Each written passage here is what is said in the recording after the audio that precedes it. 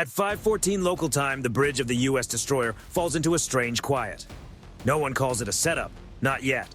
But on the radar display, 3 surface contacts shift course at almost the same moment. This is not drifting. This is not routine shadowing. These vessels are turning with purpose. One moves in from starboard, another presses from port. The third angles across the destroyer's bow, closing fast enough that, if it keeps coming, a decision will have to be made soon.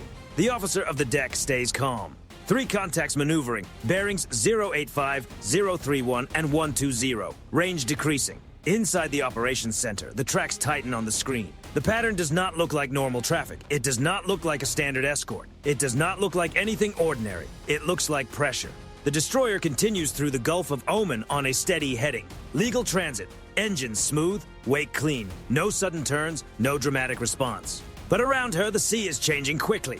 At 5:15, the closest contact picks up speed. Through long-range optics, its outline becomes clearer. A low-gray hull, angular upper structure, unmistakable Iranian naval profile. Seconds later, the operations center confirms what the bridge already suspects. 3 Iranian naval vessels. That changes everything, and at the same time, nothing. The instructions remain the same. Hold course, stay disciplined, record every movement. The captain steps onto the bridge wing and raises his binoculars toward the horizon.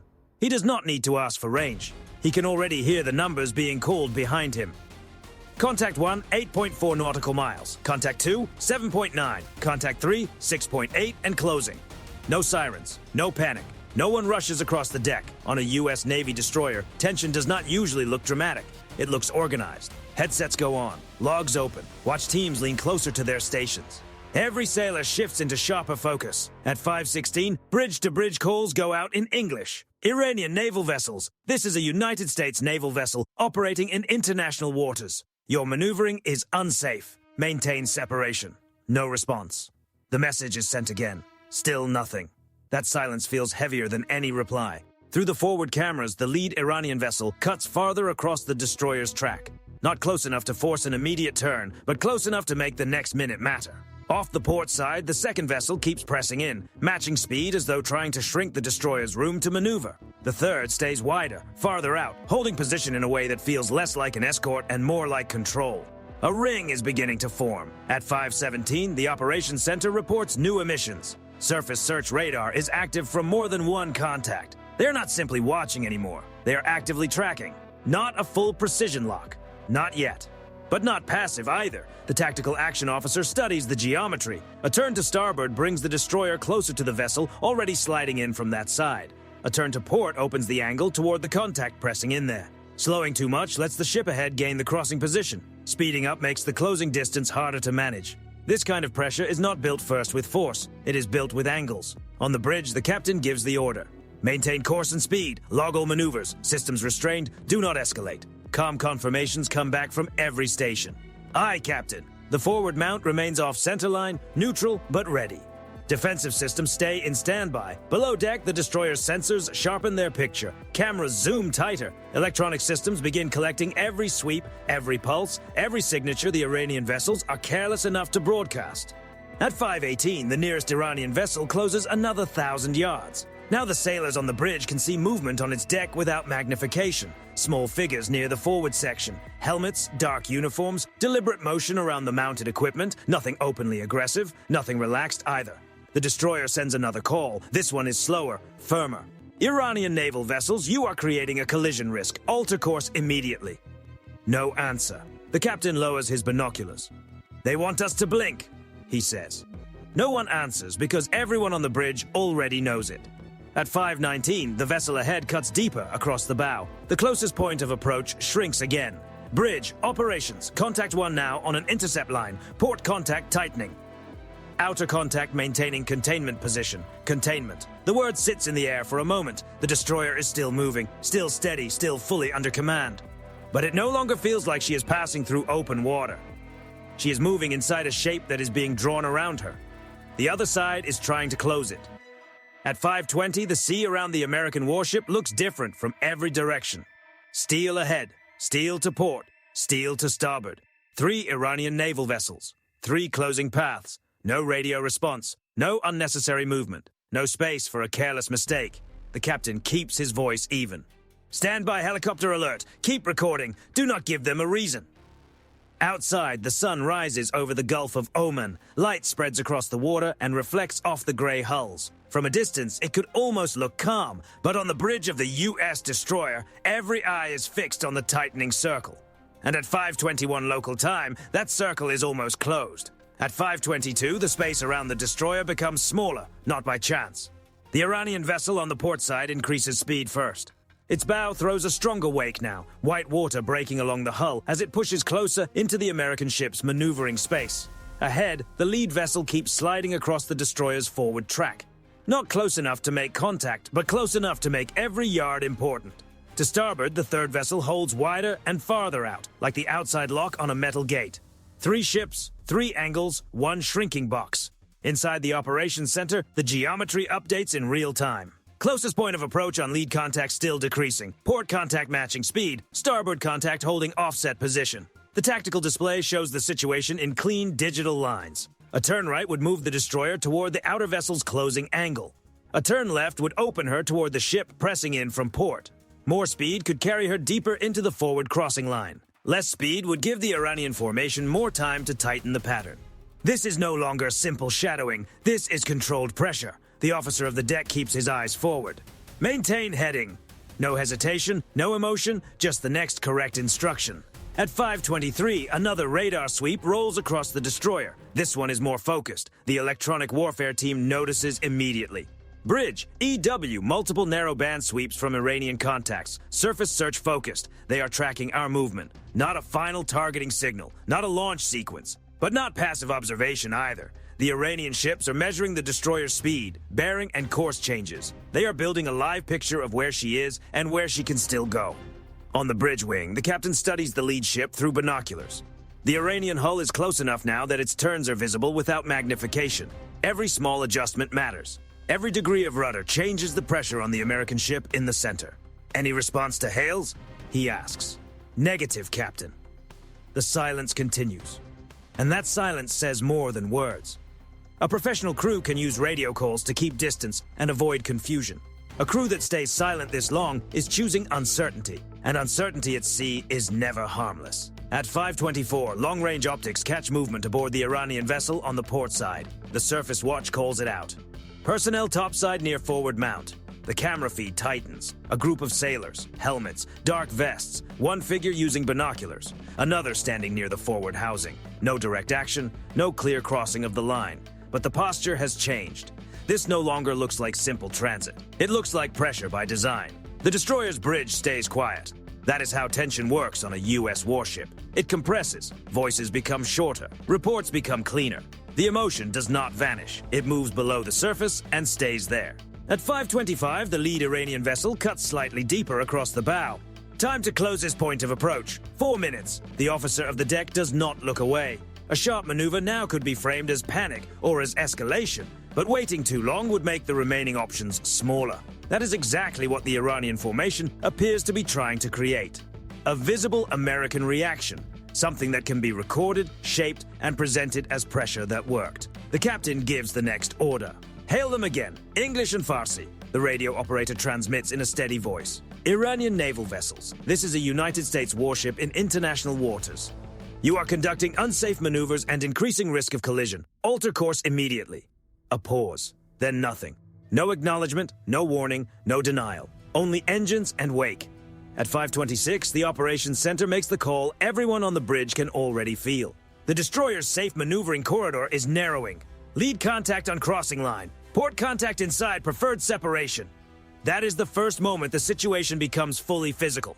This is no longer about appearance alone. Now it is about hulls, momentum, and seconds. A vessel does not need to take direct action to create danger. At sea, mass and movement can be enough. When distance disappears, steel becomes the pressure. The captain keeps the destroyer steady. Maintain course. Maintain discipline. Below deck, the ship's systems continue adjusting quietly. Sensor tracks become sharper. Video records are marked and stored. Electronic signatures from each Iranian vessel are collected, cataloged, and time-stamped. The forward mount remains ready, but restrained. The close-in defense system stays inactive, but monitored. No line has been crossed, not yet. At 5:27, the Iranian vessel on the port side edges closer again. From the bridge, sailors can now see spray breaking from its bow in clear detail. It is close enough to feel personal. close enough for everyone topside to understand the same thing at once. There is no space left for careless mistakes. Then the operations center reports the number that changes the atmosphere. Captain, if present closure continues, safe turning margin will be lost inside the next minute. That lands heavily. For the first time since the maneuver began, the destroyer is nearing the edge of a box formed by 3 Iranian vessels, moving in coordination and saying nothing. Ahead, the crossing ship keeps pressing. To port, the second vessel keeps squeezing. To starboard, the third remains outside the formation, positioned to close if the American ship moves the wrong way. The bridge stays calm, but calm is not the same as comfort. Calm is control under pressure. At 5:28 local time, the U.S. destroyer remains on course. Still steady, still disciplined, still composed. But the water around her has become a moving pattern designed to force one bad decision.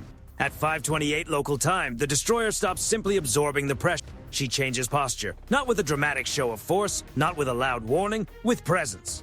Inside the operations center, the shift is immediate, but measured. The radar picture sharpens around all 3 Iranian tracks. Long-range optics move from general observation to continuous monitoring. Electronic warfare tightens its focus, collecting every sweep, pulse, and signal the Iranian ships continue sending across the water. On the bridge, the captain gives the order without raising his voice. Set active surface posture. Launch the helo. That changes the situation. The destroyer is still surrounded by 3 vessels, but now the scene is no longer limited to the surface. What had been a flat problem becomes a 3-dimensional one, and that gives the Americans options.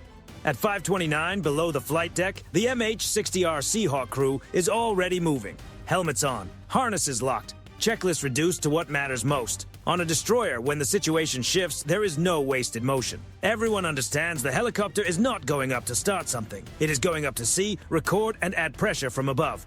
The rotors begin to turn. On the bridge wing, a few sailors glance aft for half a second, just long enough to hear the engines rise. Then their eyes return to the 3 Iranian hulls, still tightening around the ship. Ahead, the lead vessel remains on its crossing line. To port, the second ship is still inside the preferred separation zone. To starboard, the outer contact holds wide, waiting for the American destroyer to react. At 5:30, the Seahawk lifts cleanly from the deck. Its nose dips low over the wake, then it banks away, turning hard toward the Iranian formation. From above, the geometry becomes unmistakable. What may look manageable from one bridge can look like a closing steel corridor from 200 feet in the air. Inside the operations center, the live video feed comes alive. Visual on all 3 contacts, the aircrew reports. Formation consistent with containment maneuver. That word returns again. Containment. The aircraft sensors begin working immediately. Infrared picks up warm engine exhaust against the cool morning water.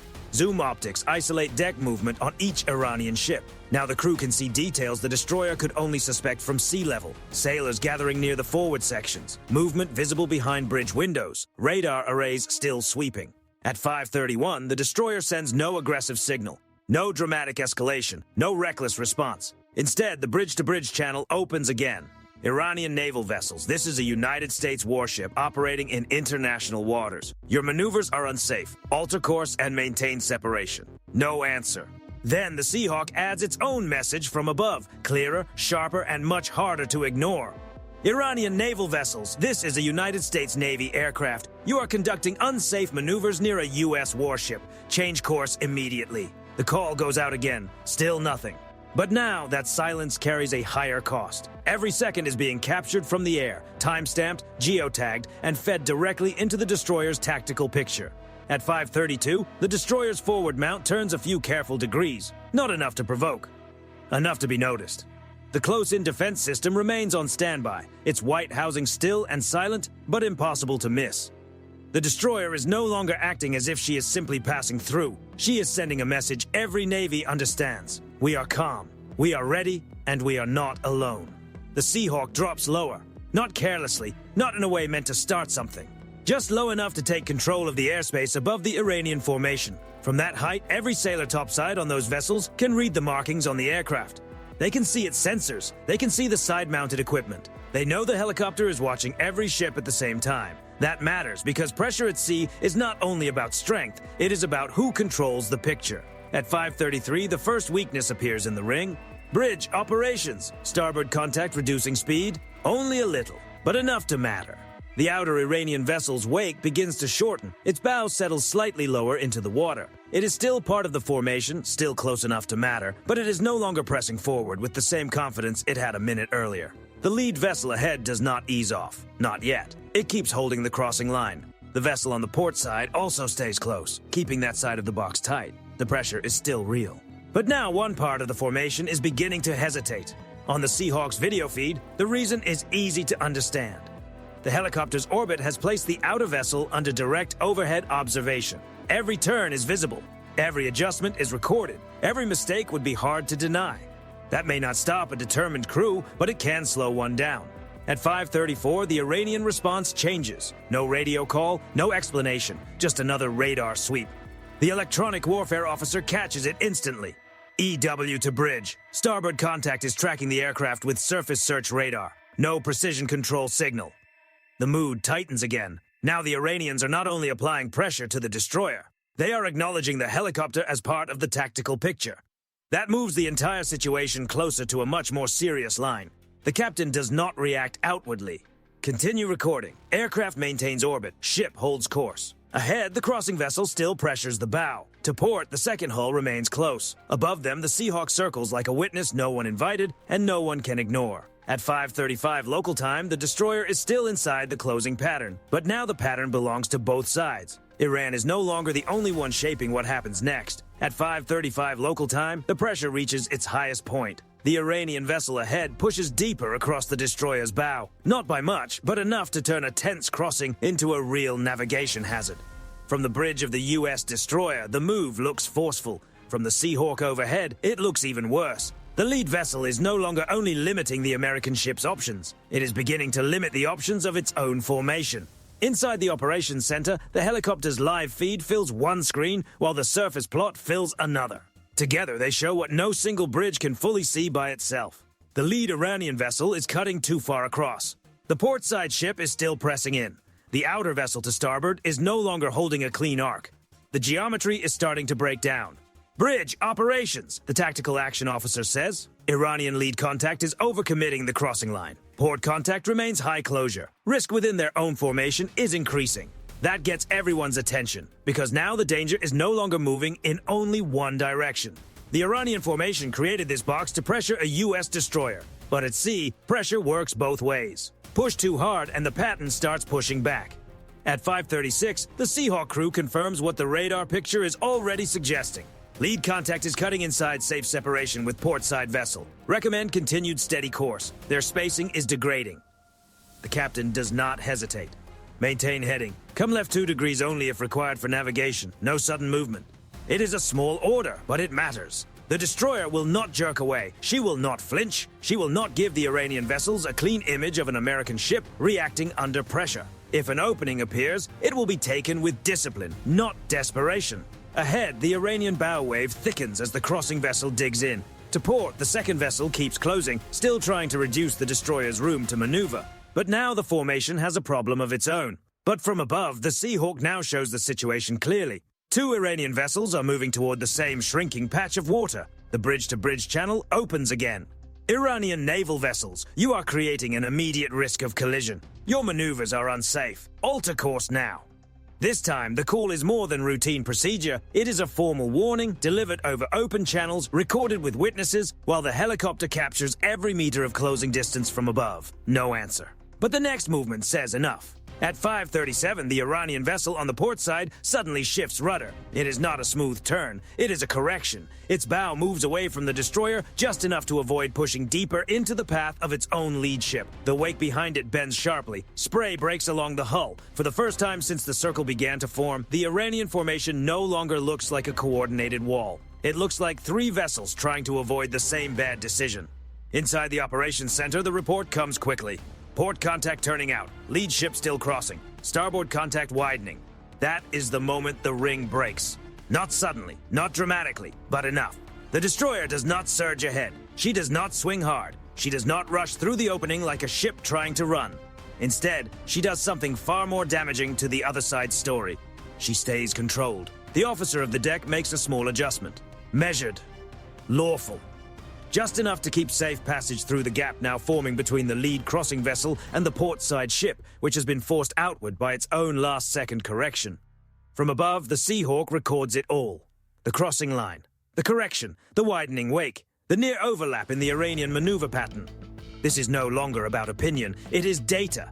At 5:38, the lead Iranian vessel seems to understand that the shape of the maneuver has been lost. Its stern swings wider than before as it tries to regain spacing. The starboard vessel, already slowed under the helicopter's watch, falls slightly farther back. It is no longer in position to complete the outside wall. The destroyer is still between them, but she is no longer inside a sealed box. The tactical action officer watches the display update. Captain, containment formation has degraded. U.S. ship retains maneuver corridor. That is the first clear tactical success of the encounter. No exchange of fire, no dramatic escalation, no reckless move, just pressure, overreach, and one side making the first visible mistake. On the bridge wing, the captain tracks the lead Iranian vessel through binoculars. It is still close, still serious, still carrying weight, equipment, and national pride. But it is no longer controlling the geometry. That control has slipped, not because of force, not because of a warning display, because of discipline. At 5:39, the Seahawk drops lower for one more pass. Not in a reckless way, not as a provocation, just close enough to remind every sailor on those Iranian vessels that the mistake has been seen from every important angle. The aircraft crew reports movement on the Iranian decks, men stepping back from exposed positions, others looking up, one pointing toward the disrupted wake of the lead vessel. No one looks relaxed, no one looks victorious. The captain gives the next order. Maintain transit, continue recording, no pursuit. That matters too. The U.S. destroyer is not there to chase anyone. She is there to hold course, protect legal transit, and let the record speak for itself. In waters like these, the side that stays calm often tells the stronger story. By 5:40 local time, the Iranian formation is still visible, still close, still capable of creating danger, but the trap is gone. Iran had the numbers, Iran had the angles, Iran had the first move. Then it pushed too hard, and inside the tight water it had created around an American destroyer, it nearly boxed in itself. At 5:40 local time, the water finally begins to open. Not fully, not instantly, but enough. The Iranian vessel that had been cutting across the destroyer's bow is no longer holding the same hard crossing line. Its angle softens by a few degrees. Off port, the ship that turned out to avoid crowding its own lead vessel now remains wider than before. It is no longer pressing the American hull at the same dangerous distance. To starboard, the outer contact continues to fall back, its wake shorter, its roll reduced from containment to observation. Inside the operations center, the update comes through in the calm, flat tone the U.S. Navy often uses when something important has just changed. Bridge, operations, all three Iranian contacts increasing separation. No current collision vector, U.S. ship retains safe corridor. That is the moment the encounter shifts. Not because the danger has disappeared, because the shape of it has stopped working. The destroyer does not speed up, she does not swing away, she does not give any sign of relief. She simply continues forward on her lawful course through the Gulf of Oman. Engines steady, rudder controlled, every system still alert.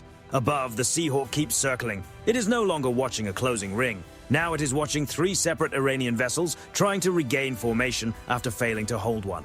At 5:41, the bridge-to-bridge channel opens one final time. Iranian naval vessels, this is a United States warship. Your unsafe maneuvers have been recorded. We are continuing lawful transit in international waters. Maintain separation. This time, there is a reply. Short, delayed, carefully measured. United States warship, Iranian naval units are conducting routine patrol in nearby waters. No apology, no admission, no explanation for the silence, the crossing angles, or the breakdown of their own formation. Just a sentence for the record. The captain listens without changing expression. On the bridge, no one mistakes the reply for confidence. It sounds like what it is. An attempt to rewrite an encounter that has already slipped out of their control. At 5:42, the lead vessel moves a few more degrees away from the destroyer's bow. It is still close enough to watch, still serious, still a naval vessel. But the dangerous geometry is gone. The portside ship now remains outside the preferred separation zone, no longer pressing inward. The starboard vessel, which once acted like the outside lock on the box, has nearly lost its role in the formation it helped create. Minutes earlier, three Iranian vessels had surrounded a U.S. destroyer. Now they are just three contacts moving away on separate lines. Inside the operations center, the logs continue to build. Every radar sweep, every course change, every unanswered hail, every second of helicopter footage, every narrowing closest point of approach, every correction the Iranian vessels had to make when their own pattern began to fold inward. That matters because in encounters like this, the deciding factor is not always the biggest system on deck. Sometimes it is the record. Clean, time-stamped, multi-angle proof of who stayed disciplined and who lost control first. At 5:43, the Seahawk crew reports that activity on the Iranian decks is easing. Sailors who had gathered near the forward sections are moving back. There is still movement around the bridges, but the posture has changed. No one topside looks relaxed. No one looks victorious either. The helicopter banks slightly, holding altitude as the destroyer moves through the last part of the danger area. The captain gives the next order. Recover the aircraft when ready. Maintain active surface posture until all contacts open further. No celebration, no show of pride, no unnecessary signal. Just control. A professional crew does not mistake getting through pressure for being finished with the problem. At 5:44, the sun is higher now, catching the hulls of all 4 vessels in sharp morning light. From a distance, the Gulf of Oman almost looks calm again. Blue water, white wake, a clean horizon, but everyone aboard that destroyer knows what the picture does not show. Only minutes earlier, one wrong move could have changed everything. One bad turn, one late correction. One careless moment. The distance had been that narrow. The pressure had been that real. And still, the American ship never lost control of herself. She never gave the Iranians the image they seemed to be looking for. She never turned a lawful transit into a rushed reaction. She never let pressure become panic. That is the real ending. Not that the Iranian vessels disappeared completely. They did not. Not that the destroyer claimed some dramatic victory. Not that the situation became a spectacle. The ending is simpler than that. The U.S. destroyer held the line. At 5:45, the Operations Center delivers the final tactical assessment. All Iranian contacts remain visible. No active containment pattern. Transit corridor secure. The bridge takes it in without celebration. Around the ship, sailors begin to ease out of that compressed, razor-focused state and back toward routine watch standing. But only slightly. The tension does not vanish. It thins. That is life aboard a destroyer. One hand always stays close to the edge of the moment before things go wrong. Aft, the Seahawk turns back toward the flight deck. Mission complete. Its sensors bring the memory of the encounter home with it. Clear evidence from above. A full record that what happened out there happened in plain view. The captain looks once more at the 3 Iranian vessels moving farther across the water. They had the numbers, one sailor says quietly. The captain does not look away. They lost the shape. And that is exactly what happened. 3 Iranian naval vessels had the angles. They had the pressure. They had the silence. They tried to box in a U.S. destroyer in the Gulf of Oman. They tried to force the American ship into a visible retreat. Instead, the destroyer held course. The helicopter took the sky. The formation cracked. And when the moment finally turned, it was not the United States that gave way first.